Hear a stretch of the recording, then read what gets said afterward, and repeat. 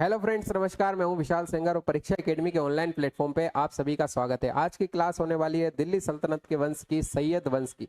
इससे पहले हमने खिलजी वंश पढ़ा, उसके बाद तुगलक वंश पढ़ा और आज हम शुरुआत कर रहे हैं सैयद वंश। सैयद वंश के बाद जो लास्ट में आएगा वो आएगा पूरा का पूरा आपका अफगानी वंश, लोधी वंश, जिसके बाद दिल्ली सल्तनत का खात्मा हो जाएगा। दिल्ली सल्तनत की एक वीडियो और आना बाकी है जो शुरुआती रही है मोहम्मद गौरी और तुगलक के बारे में हम उसमें चर्चा करेंगे। चलिए आज हम देखते हैं सैयद वंश के बारे में। सैयद वंश का जो पूरा कार्यकाल रहा है वो 1414 से लेकर के 1451 तक का काल रहा है। और इसके बनाने के पीछे की बड़ी भूमिका किसकी थी? तो भाई इसे बनाने के पीछे की पूरी बड़ी भूमिका रही है वह रही है तैमूर लंग की। ये तैमूर लंग एक शासक हुआ करता था समरकंद उज्बेकिस्तान का, और सबसे खूंखार शासक हुआ करता था, मंगोल था ये एक तरीके से।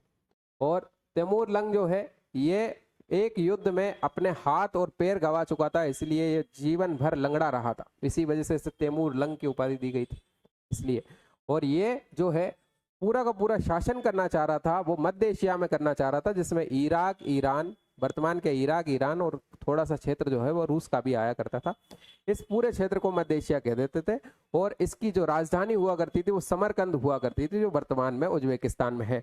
इस तरीके से ये वहां पर शासन करना चाह रहा है, लेकिन इसने सुन रखा है कि भारत में ही सबसे ज्यादा पैसा है, इसलिए भारत को लूटने के लिए आएगा। और भारत को लूटने के लिए कब आया था? तो भाई ये 1398 ईस्वी में भारत पर आक्रमण करने के लिए आया था।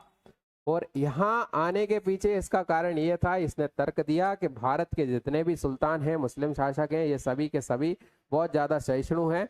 इन्होंने हिंदू मुस्लिम एकता को ज्यादा बढ़ावा दे रखा है, इस वजह से ये काफिरों को ज्यादा शरण देते हैं और इसने काफिरों को खात्मा करने का जिम्मा ले रखा था।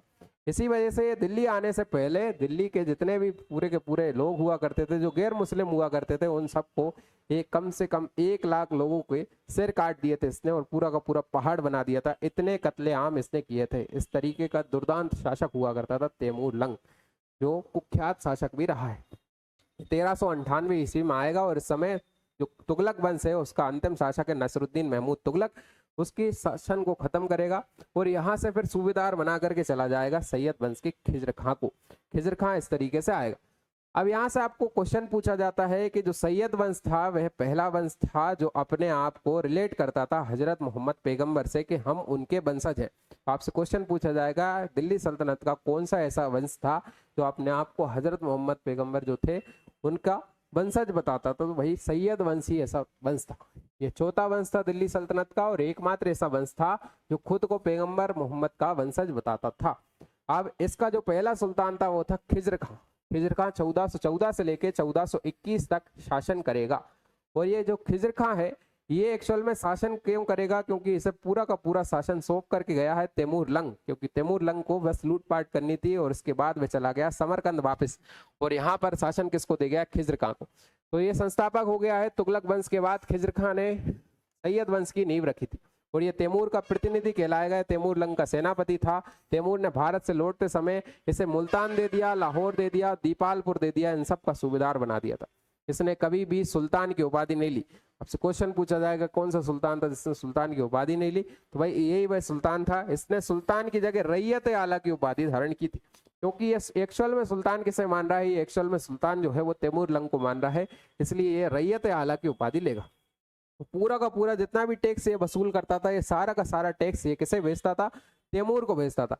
तैमूर को भेजने के बाद तैमूर की अंततः मृत्यु हो जाती है। उसके बाद उसका बेटा है शाहरुख, शाहरुख को भी ये भेजा करता था टैक्स। इस तरीके से ये वफादारी निभा रहा है और ये अपने आप को एक उपाधि धारण किए बेटा है रैयत आला की। अंत में 1421 में इसकी मृत्यु हो जाएगी। इसकी मृत्यु पे जनता इसकी बड़ी खुश थी इसके शासनकाल से, क्योंकि इसने तैमूर के आक्रमण से उन्हें बचा लिया था और एक अयोग्य शासक जो तुगलक वंश का था उससे भी बचा लिया था, इसलिए इसकी मुरीद हो गई थी जनता। इसलिए इसकी मृत्यु पर जो है काले कपड़े पहनकर शोक मनाया था पूरी की पूरी दिल्ली की जनता ने। इस तरीके से इसकी ख्याति रही है। अब लेकिन ये एक गुलाम ही था, गुलाम ही तरीके से इसने शासन किया है। ये तैमूर लंग का पूरा का पूरा शासन चलाता था। चलिए आगे बढ़ के इसका अगला जो इसका बेटा है वह शासन करेगा। ये मुबारक शाह इसके बाद राजा बना था। मुबारक शाह जो है वो खिज्र खां का ही लड़का था। 1421 से लेकर 1434 तक ये शासन करेगा। ये सबसे योग्य शासक बताया गया है सैयद वंश का, और इसने अपने पिता के विपरीत सुल्तान और शाह की उपाधि धारण की थी। ये पहला सुल्तान था सैयद वंश का जिसने सुल्तान की उपाधि धारण की, शाह की उपाधि धारण की, और इसने तैमूरलंग के बाद जो शाहरुख आ गया था उसकी पूरे के पूरे वंश को अपना जो सर्वोसर्वा है उसे मानने से इनकार कर दिया था। उसके बाद खुद का एक फतवा पढ़वाता है। इस तरीके से इसने खुद की शुरुआत कर दी थी। इससे पहले क्या हो रहा था, इससे पहले तैमूरलंग का खुतबा पढ़वाया जाता था, शाहरुख का खुतबा पढ़वाया जाता था मस्जिदों में। अब मुबारक शाह खुद का खुतबा पढ़वा रहा है। खुतबा एक्चुअल में क्या होता है, ये एक राजनीतिक संदेश होता था जिसमें मस्जिदों में पहले नमाज पढ़ी जाती थी, उसके बाद खुतबा पढ़ा जाता था। इसमें राजनीतिक संदेश दिया जाता है कि हमारे सुल्तान क्या क्या समय पे कौन कौन से निर्णय ले रहा है, ये सब के बारे में बताता। तो मुबारक शाह ने खुद का खुतबा पढ़वाना शुरू कर दिया था, खुद के इनाम के सिक्के जारी करवाना शुरू कर दिए थे। इस तरीके से ये योग्य शासक रहा है। और यमुना नदी के किनारे इसने एक अपना नगर बसाया था जिसका नाम था मुबारकाबाद। ये भी पूछा जाता है कि मुबारकाबाद नगर जो है वो किसने बसाया, तो मुबारक शाह ने बसाया। इसने एक प्रसिद्ध इसकी पुस्तक है, इसकी पुस्तक जो है वो एक इतिहासकार ने लिखी है जिसका नाम है याहिया बिन अहमद सरहिंदी, जो इसी के दरबार में रहा करता था, एक विद्वान हुआ करता था। इसने एक पुस्तक लिखी है जिसका नाम है तारीख मुबारक शाही। ये तारीख मुबारक शाही में पूरा का पूरा आपका मोहम्मद गोरी से लेकर के सैयद वंश तक का इतिहास देखने को मिलता है। कहा जाता है कि अगर ये पुस्तक नहीं होती तो सैयद वंश का नामो निशान हमें नहीं पता चलता कि ये वंश भी यहाँ था। तो तारीख मुबारक शाही जैसे याहिया बिन अहमद सरहिंदी ने लिखी है, उसी में ये पूरी की जानकारी हमें मिलती है। ये सैयद वंश का एकमात्र स्रोत है ना। इस तरीके से ये वंश था और ये मुबारक शाह था। ये मुबारक शाह ने 13 साल तक पूरा का पूरा युद्ध ही लड़े हैं। अपने जीवन में कभी भी शांति से बैठ नहीं पाया, ये इतने सारे युद्ध लड़े हैं, इसलिए इसे योग्य शासक भी माना गया है। इसके बाद जो है वो एक अयोग्य शासक आ जाएगा, उसका नाम है मोहम्मद शाह। मोहम्मद शाह इसके बाद आएगा। ये 1434 से लेकर 1445 तक शासन करेगा और ये एक अयोग्य शासक है। अयोग्य शासक इतना अयोग्य है कि इसे विलासिता पसंद है, इसे शराब और शाह पसंद है, यानी कि ये पूरी तरीके से भोग विलास में जीवन व्यतीत कर रहा है। इस तरीके से जब इसके पास अटैक कर देगा मालवा का एक शासक महमूद खिलजी जब इस पे अटैक कर देगा तो ये युद्ध नहीं लड़ना चाहता। इसलिए इसने क्या किया, इसने जो बहलोल लोदी है उस समय पंजाब में सूबेदार हुआ करता था, उसे बुला लेगा। उसे बुला करके उससे मदद मांगेगा, उससे कहेगा कि आप युद्ध लड़ो मेरी तरफ से, और वह बहलोल लोदी जो है वो मालवा के महमूद खिलजी को हरा देगा। इस तरीके से फिर इसको ये बाद में अपना बेटा बना लेगा और इसे बेटा बना करके इसे खाने जहां की उपाधि धारण करवाएगा।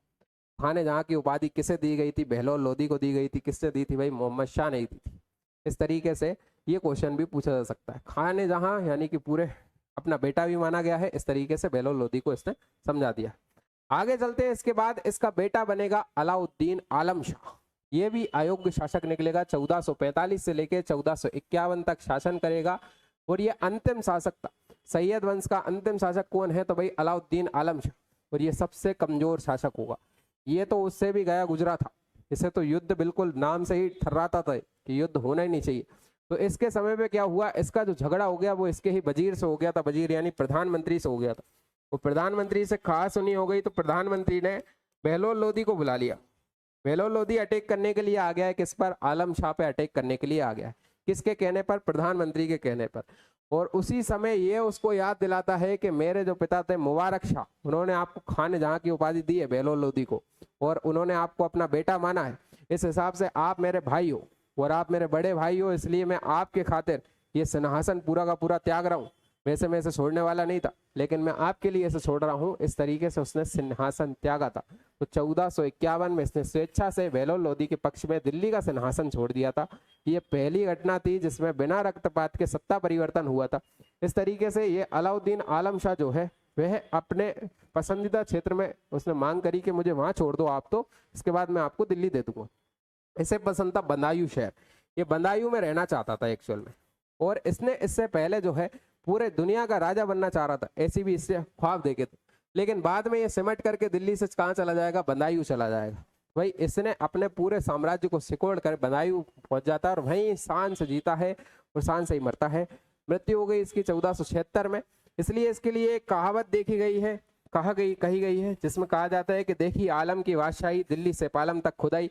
इस तरीके से पूरी की पूरी कहावत इसके लिए बनती है। एक तरफ तो ये बनना चाह रहा था विश्व का सुल्तान, दूसरी तरफ ये दिल्ली में भी नहीं बचा, ये पालम तक पहुंच जाता है, पालम बदायूं, और वहां जाकर के रहता है। इस तरीके से ये पूरा का पूरा वंश जो है ये खत्म हो जाएगा। फिर अगला वंश आ जाएगा आपका लोधी वंश। इसके लिए मैं अगली वीडियो में आपसे चर्चा करूंगा। तब तक के लिए बने रहिए हमारे साथ। अगले वीडियो के लिए धन्यवाद।